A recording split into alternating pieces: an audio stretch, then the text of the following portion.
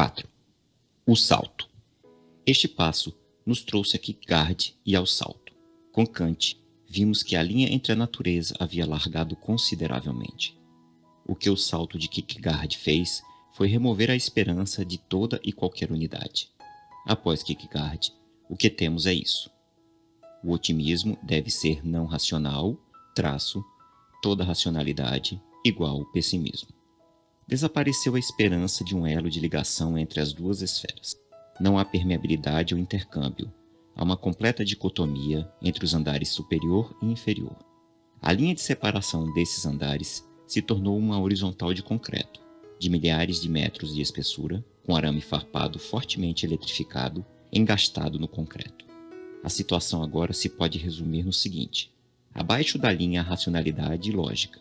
O andar superior abriga o não lógico e o não racional. Não há relacionamento entre os dois níveis. Em outras palavras, no andar inferior, com base em toda razão, o homem como homem está morto. Temos simplesmente a matemática, a mecânica. O homem não tem significado, não tem propósito, não tem sentido. Há apenas pessimismo quanto ao homem como homem. Mas em cima, com base num salto não racional, não razoável, há uma fé não racional que dá otimismo. Esta é a total dicotomia do homem moderno. O problema relacionado com quantos dentre nós provém de um meio cristão ou da faixa superior da classe média é que não podemos facilmente sentir a espessura desta linha da maneira como a perceberia de pronto o homem do século XX, que vive à margem esquerda, em Paris ou na Universidade de Londres.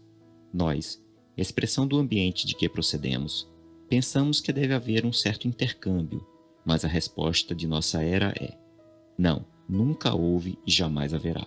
Quando se julga que se processava um intercâmbio, era pura ilusão. Com base em toda a razão, o homem é destituído de significado. No que concerne à racionalidade e à lógica, o homem sempre foi morto. Foi uma esperança vã a do homem pensar que não fosse morto. Isto é o que significa dizer que o homem está morto. Não quer dizer que vivia e morreu. Ao contrário, esteve sempre morto, mas lhe faltava suficiente conhecimento próprio para reconhecer-se morto. Existencialismo secular. De Kierkegaard procedem duas extensões, o existencialismo secular e o existencialismo religioso. O existencialismo secular se divide em três correntes principais, representadas por Jean-Paul Sartre, nascido em 1905, e Camus, 1913-1960 na França. Jaspers, nascido em 1883 na Suíça, Heidegger, nascido em 1889 na Alemanha. Em primeiro lugar, Jean-Paul Sartre. Racionalmente, o universo é absurdo e o homem deve buscar autenticar-se a si mesmo. Como? Mediante um ato da vontade. Assim, se você estiver andando de carro pela rua e avistar alguém na calçada sob forte chuva, você para o carro, apanha a pessoa e lhe dá uma carona. É absurdo? Que importa? A pessoa nada é, a situação de igual modo nada é, mas você se autenticou mediante um ato da vontade. A dificuldade, entretanto, é que a autenticação não tem conteúdo racional ou lógico. Todas as direções de um ato da vontade são iguais. Portanto, de maneira semelhante, se você está dirigindo uma rua e avista o homem na chuva e acelera o carro e o atropela, você autenticou sua vontade, na mesma medida, entendeu? Assim, pranteie pelo homem moderno posto em situação tão desesperançosa. Em segundo lugar, Jaspers. Ele é fundamentalmente um psicólogo e fala de uma experiência final, isto é, uma experiência de tal monta que lhe proporciona a certeza de que você existe e uma esperança de significado, embora, racionalmente, não lhe seja possível oferir tal esperança. O problema que afeta esta experiência final é que, por ser totalmente separada do que é racional, não há meio de comunicar o seu conteúdo nem a outrem, nem a você mesmo. Um aluno da Universidade Livre de Amsterdã vinha procurando se agarrar a tal experiência. Foi assistir a Pastos Verdejantes, certa noite, e sentiu tal experiência, que lhe pareceu haver certo sentido na vida. Encontrei-o cerca de 2 anos após esse evento. Ele estava a ponto de suicidar-se. Pense nisso. Buscar descobrir certo significado para a vida, somente com base em tal experiência, uma experiência que não lhe permite comunicar nem mesmo a si próprio, nada além de simplesmente repetir que ela se deu. Na manhã seguinte, ao acontecimento, talvez se afigure impressiva, forte, mas, depois de 2 semanas, ou 2 meses, ou 2 anos. Quão desesperadora é a esperança fundamentada apenas nessa experiência final. Além disso, essa experiência final não comporta preparação prévia. Jaspers tem, portanto, de dizer a seus mais devotados estudantes que não podem ter certeza de alcançar uma experiência final mediante o suicídio, pois tais pessoas levam o caso tão a sério que são capazes de ir-se e fazer exatamente isso. Não há meios de preparar-se para a experiência final. Ela enquadra-se na categoria superior. Acontece quando menos se espera. Em terceiro lugar, temos o que Heidegger denomina Angst. Angst não é medo simplesmente, pois o medo tem um objeto.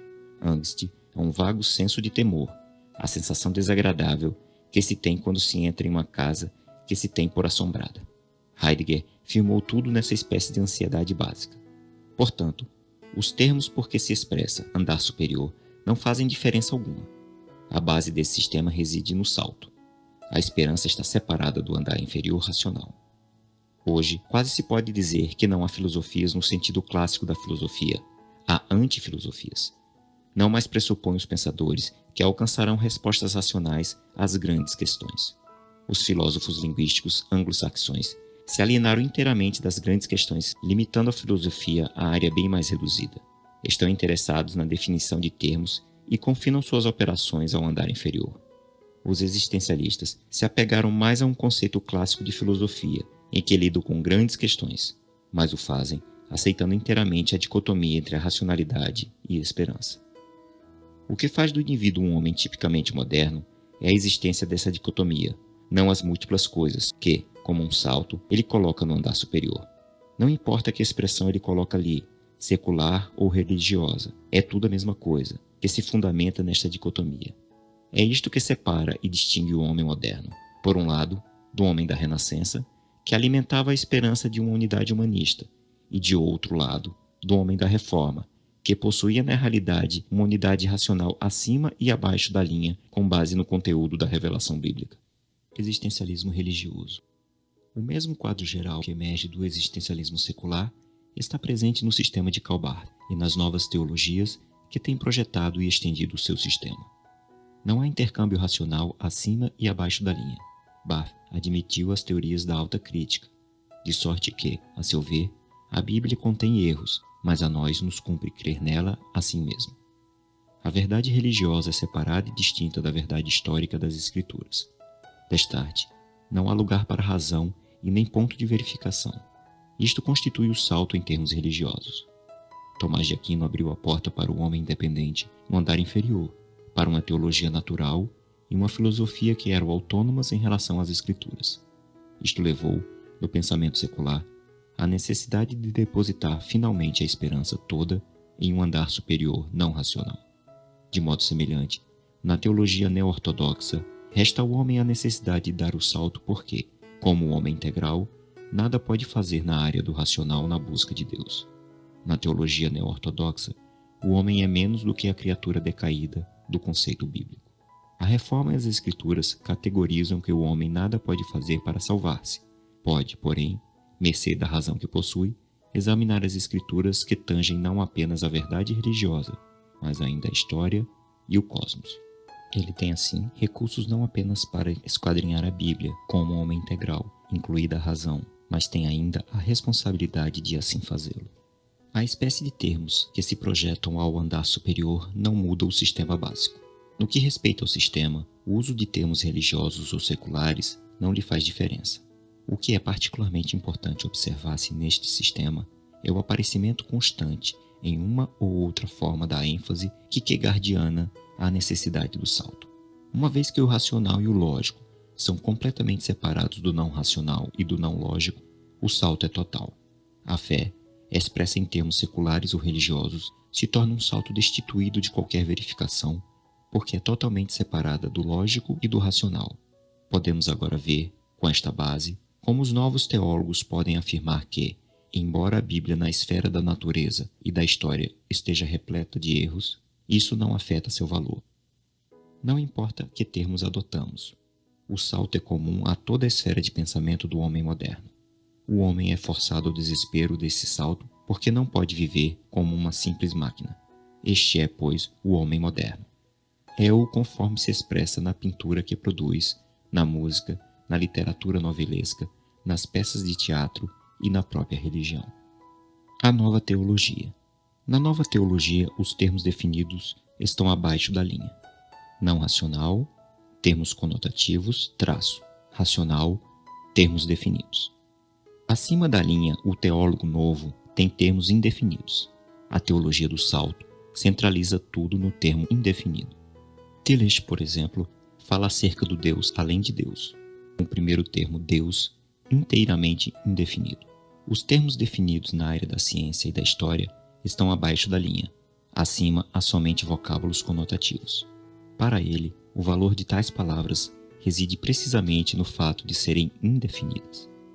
A nova teologia parece levar vantagem sobre o existencialismo secular, em que faz uso das palavras que se revestem de fortes conotações, arraigadas que são na memória da raça, termos tais como ressurreição, crucificação, Cristo, Jesus. Dão tais palavras uma ilusão de comunicação. E a importância desses vocábulos para os teólogos novos reside exatamente nesta ilusão de haver comunicação, acrescida da reação altamente motivada que demonstram os indivíduos com base na conotação dos termos. Essa é a vantagem da nova teologia sobre o existencialismo secular e os modernos misticismos seculares. Ouve-se a palavra Jesus, age-se em função dela, contudo jamais ela é definida. O uso dessas formas se restringe sempre à área do irracional, do não lógico. Separadas da história e do cosmos, divorciam-se de toda e qualquer verificação possível por parte da razão no andar de baixo. Nenhuma certeza existe, portanto, de que haja algo no andar de cima. Precisamos compreender, consequentemente, que é um ato de desespero fazer essa separação mercê da qual se remove do reino da racionalidade toda a esperança. É um ato real de desespero, e isso não se altera simplesmente com o uso de termos religiosos. Experiências do andar superior. O homem, feito à imagem de Deus, não pode viver como se nada fosse e, daí, no seu desespero, coloca no andar superior toda sorte de coisas. Para ilustrar o fato de que não importa o que se coloca no andar superior, tentarei mostrar quão variadas são essas coisas. Já anunciamos exemplos tais como a experiência existencial de Sartre, a experiência final de Jaspers e a Angst de Heidegger. Em cada caso, o homem está morto, no que tange a racionalidade e a glória. Aldous Huxley fez um acréscimo titânico a essa maneira de pensar. Vê-se que usa a expressão experiência de primeira ordem. A fim de alcançar essa experiência de primeira ordem, advogou o uso de entorpecentes. Tenho tido contato com não poucas pessoas inteligentes que tomam LSD e, quase em todos os casos, reconhecem que o que estão fazendo se relaciona com o ensino de Huxley com referência a essa experiência de primeira ordem. O ponto a destacar-se é que no andar inferior, a natureza, a vida não faz sentido, é inteiramente destituída de significação. O indivíduo usa um entorpecente a fim de tentar alcançar uma direta experiência mística, sem qualquer relacionamento com o mundo do racional. Jaspers, como vimos atrás, diz que não se pode preparar-se para essa experiência. Huxley, contudo, se aferrou à esperança de que se pode preparar-se mediante o uso de entorpecentes.